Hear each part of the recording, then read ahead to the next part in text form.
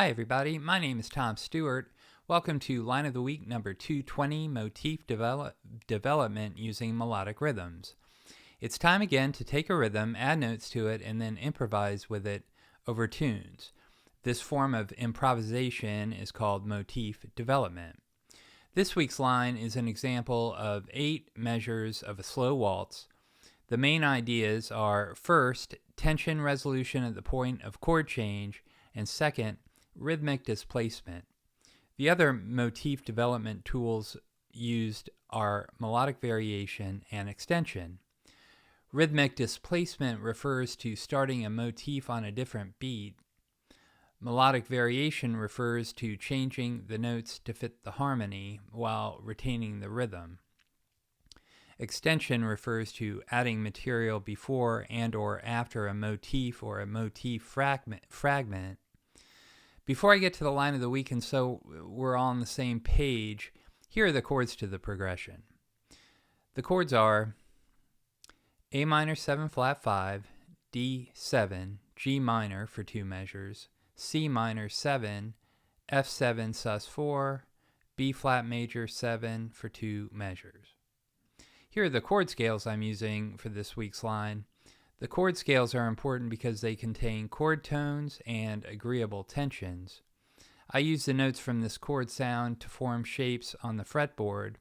I go from shape to shape, often resolving tension by half step at or near the point of chord change. You can use any vocabulary you prefer. You could use chord tones, guide tones, chord scales, or a combination.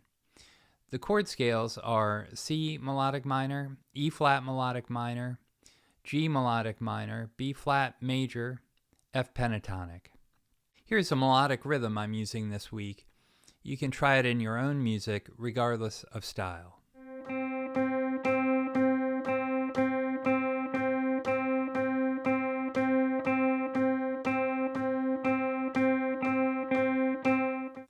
Here's the line of the week with Guitar Pro backing to make sure I'm getting the notes and the rhythm accurate.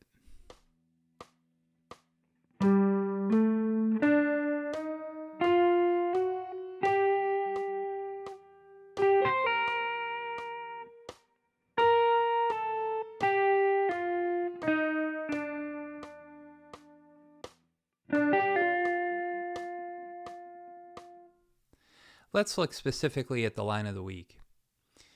In measure 1, there's the original motif, meaning the melodic rhythm with notes that fit the harmony.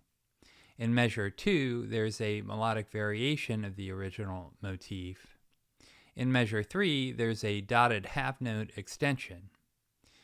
There's a figure in measure 4, which you could call an example of diminution, where the note values in the 3-note motif are shortened, or you could call it a different motif that recurs later in measure 8, rhythmically displaced. Measure 5 begins another melodic variation of the original motif, but this time it is rhythmically displaced by a quarter note. Measure 6 also contains a melodic variation of the original motif, also displaced by a quarter note.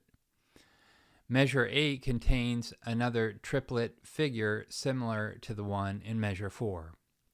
Again, you could call this either an example of diminution or another motif, which you could develop in the next section of the tune. Let me shift gears and ask you to head over to my website, stewartjazz.com, where you will find an instructional video which deals with the fingerstyle shapes I use.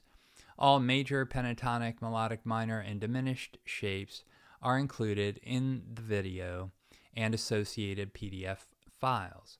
The files contain regular notation, tab, left-hand fingering, right-hand fingering, hammer-ons, and pull-offs. The video and files are $10, and your purchase helps to support the channel. So that's all for this week. Take the melodic rhythm and see what you can do with it in your own music. Thank you very much for watching, and we'll see you next week.